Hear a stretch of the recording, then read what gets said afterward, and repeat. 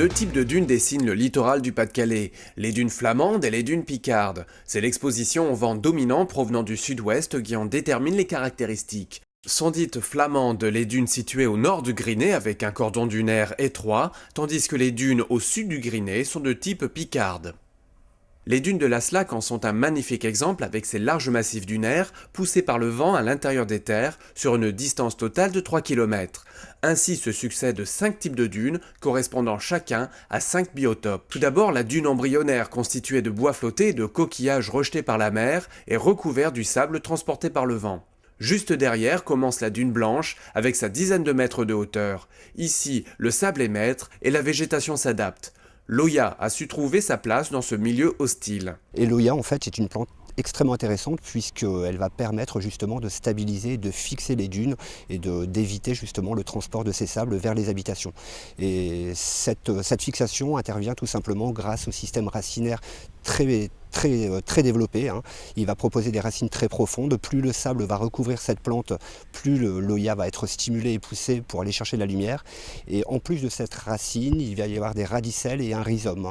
Et tout ce système racinaire va faire que les grains de sable vont vraiment être fixés par la dune. De plus, la plante, championne de l'adaptation, a trouvé le moyen de lutter contre la sécheresse de son milieu en limitant l'évapotranspiration.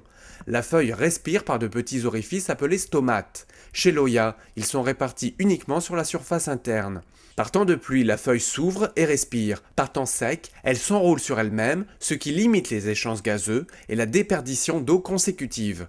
Le maintien de la dune est donc le fait d'une petite plante fragile à préserver. Il faut savoir quand même que c'est une plante qui est protégée depuis pas mal de temps, puisqu'à l'époque d'Henri IV, en fait, c'est une plante déjà qu'on avait interdit de cueillir. En fait, cette plante servait aux locaux comme moyen de chauffage. Et donc, il a commencé à avoir des problèmes justement de villages qui se sont retrouvés ensevelis.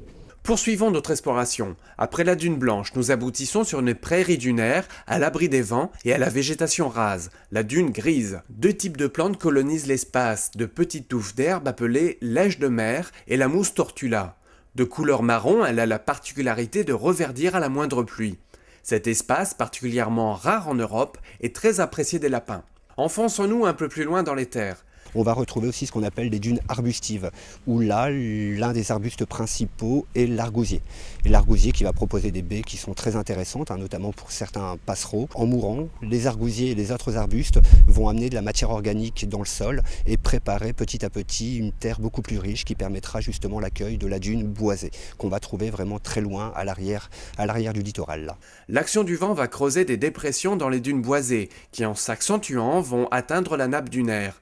Une fois végétalisées, ces petites mares sont précieuses pour toute une population de batraciens, tels que le triton, crapaud, rainette verte ou encore la discrète grenouille arboricole. Lorsque vous vous promènerez sur ces dunes, flânez quelque temps le long de l'estuaire de la Slac, caractéristique lui aussi d'un estuaire picard. Les vents dominants apportent les matières organiques de la mer comme des algues qui en se décomposant vont nourrir une végétation adaptée à un substrat sablonneux et salé. Les plantes qui y poussent sont d'ailleurs charnues et robustes pour supporter les agressions du sel. C'est le territoire de la salicorne ou cornichon de mer. Vous y découvrirez également des espèces protégées comme le très rare chardon bleu ou le bien nommé chou marin.